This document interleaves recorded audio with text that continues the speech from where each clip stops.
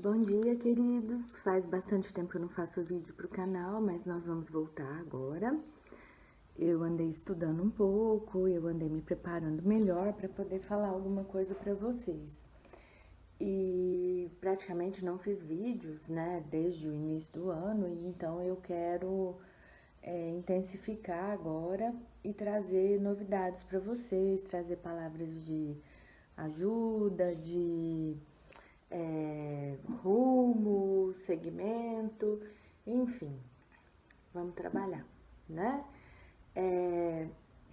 Eu também quero trazer para vocês dicas de canais que eu sigo, que eu assisto, que me norteiam, que me auxiliam no processo de aprendizado, de equilíbrio e tudo mais, tá bom?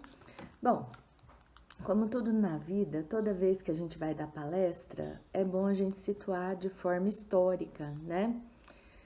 E assim, existem muitas dúvidas a respeito de quando o homem foi trazido à Terra, de quando que surgiu o ser humano na Terra. Existe também um hiato entre as teorias. Então a gente se pergunta da seguinte forma: quando é que o ser humano chegou aqui? Bom, existem teorias que dizem há 200 milhões de anos, outras menos. Pouco importa. O mais importante é a gente entender que o DNA humano praticamente não sofreu mutação, praticamente não alterou. Desde que o ser humano está na Terra, o DNA é bem parecido, com mutações mínimas, né? Por que eu tô falando isso? Bom, inicialmente, eu preciso contar a historinha para chegar onde eu quero, então vamos lá. O DNA humano, ele foi desenhado, traçado, nele tem informações a respeito do que é considerado alimento para o ser humano. Eu fiz uma dieta, eu mudei a minha alimentação e eu sigo essa dieta faz 7 anos. E eu resolvi seguir a dieta paleolítica, né? Teoricamente, subentende-se que ela foi criada no período paleolítico, quando o homem surgiu à Terra, né? O que importa dessa informação é que eu segui essa dieta porque eu precisava emagrecer 60 quilos. Hoje eu preciso de emagrecer uns 28, né? Eu já emagreci bastante, mas eu ainda sou obesa. E essa dieta, ela trabalha com as informações que o nosso organismo tem, que o nosso organismo recebeu lá na criação do nosso corpo físico. E eu tento, de um modo geral, comer só coisas que são naturais, né? Ou plantada, ou colhida da árvore, enfim. Eu ainda como proteína animal em forma de queijos e ovos. Eu ainda pretendo administrar isso até remover, mas eu ainda não consegui. Não vamos desprezar os caminhos que a gente já conquistou, né? Os quilos que a gente já eliminou e as alimentações que a gente já trocou não podem ser desprezados nunca. Já tô no meu ideal? Não, tô bem longe disso. Mas a gente tá caminhando e o que importa é caminhar. Então, há 7 anos atrás, eu tirei as farinhas refinadas, açúcar, tirei tudo que era carboidrato de simples absorção. E eu continuo comendo carboidrato, mas de absorção complexa, porque o corpo ainda precisa do carboidrato, embora eu coma pouco carboidrato, eu ainda como. E eu fiz toda essa mudança alimentar, baseado na alimentação paleo, porque eu considerei que seria o mais possível no meu caso, porque era um caso muito difícil, né? São muitos quilos para eliminar, é uma vida toda, eu tenho 56 anos. Então eu levei 50 anos para chegar até onde eu estava e eu precisava reverter isso muito rapidamente se eu quisesse continuar viva na terceira dimensão, né? Então eu trabalhei isso e assim, hoje eu tenho de uma forma muito confortável, eu administro muito bem isso, eu tenho períodos que eu emagreço mais, períodos que eu emagreço menos, períodos que eu estabilizo, o tal do efeito platô. Mas, como eu não tô fazendo nenhuma dieta para tirar foto e virar modelo, tô fazendo uma dieta para qualidade de vida, eu não me estabeleci peso nem prazo. Eu estabeleci que hoje eu tenho que ser melhor que ontem. E, de um modo geral, eu tento seguir isso à risca, né? Por que que eu tô falando tudo isso num canal de espiritualidade? Eu tô falando de físico, né? Ocorre que, para conseguir tudo isso, não é fácil você conseguir só com a questão alimentar, só com a questão física. Você precisa de ajuda espiritual e emocional. Eu, como uma pessoa gorda, entendo que eu cheguei ao peso que eu estava por algum desequilíbrio emocional. É lógico, não uma pessoa equilibrada não vai precisar estar naquele sobrepeso que eu sempre tive, mas assim, da forma que foi, que hoje já melhorou muito. Então eu questiono da seguinte forma: se eu cheguei lá com o desequilíbrio todo, existia uma necessidade muito grande de me reequilibrar. E para reequilibrar, eu precisava de um conjunto de fatores e não de um fator isolado, né? E assim foi feito. Eu trabalhei de forma emocional, eu não tive apoio, eu não contratei um psicólogo para isso, eu procurei os canais na espiritualidade e eu consegui encontrar. Então, assim, eu comecei a ler as Cartas de Cristo, que é um livro assim que chacoalhou a minha vida de cima e embaixo. Eu entendi que Jesus esteve na Terra para salvar a humanidade, sim, mas ele não é um salvador que veio aqui para fazer nada em nosso lugar. Ele veio aqui para nos ensinar como fazer. E eu entendi isso ao ler o livro. E eu entendi que o que ele veio dizer é que a gente é capaz, que a gente tem condição, que tudo que a gente quiser na vida é possível. Basta a gente fazer de verdade.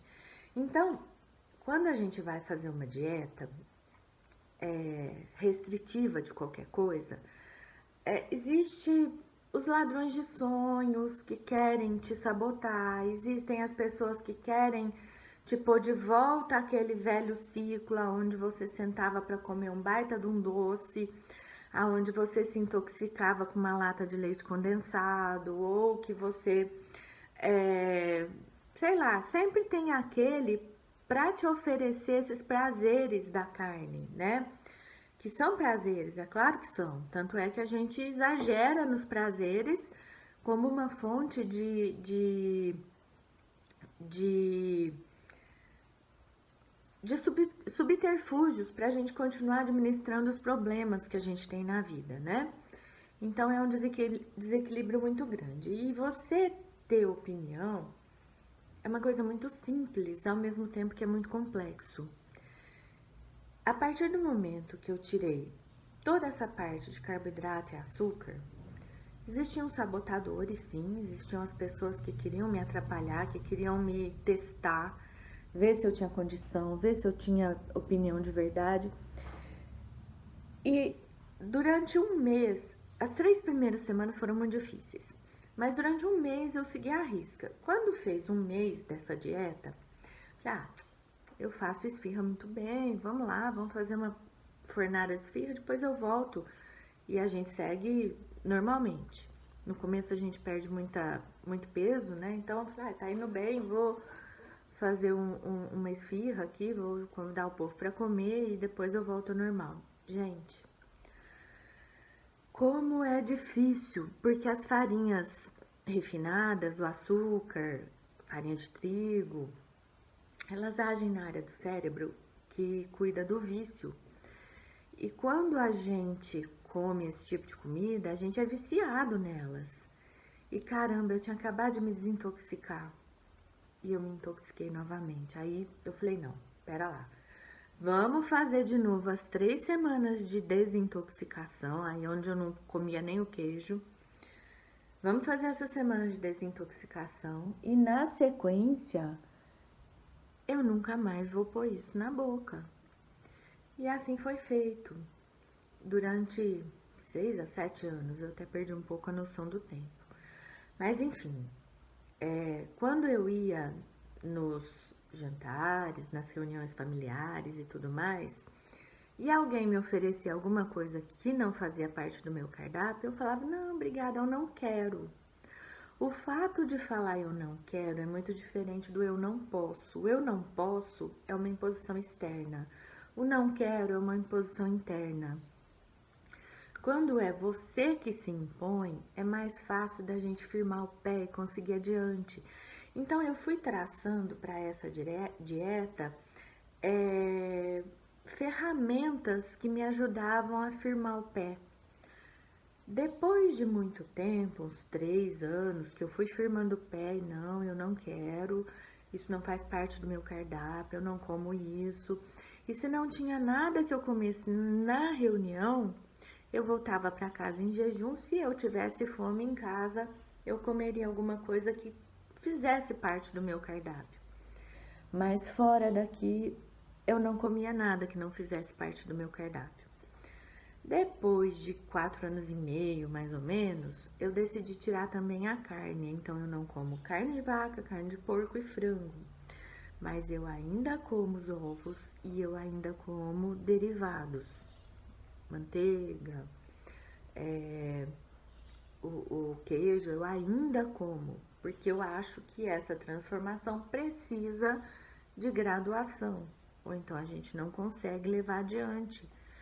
Porém, hoje em dia eu sou bem mais tranquila, a ansiedade caiu muito, aquele desespero de comer, ele já não existe mais.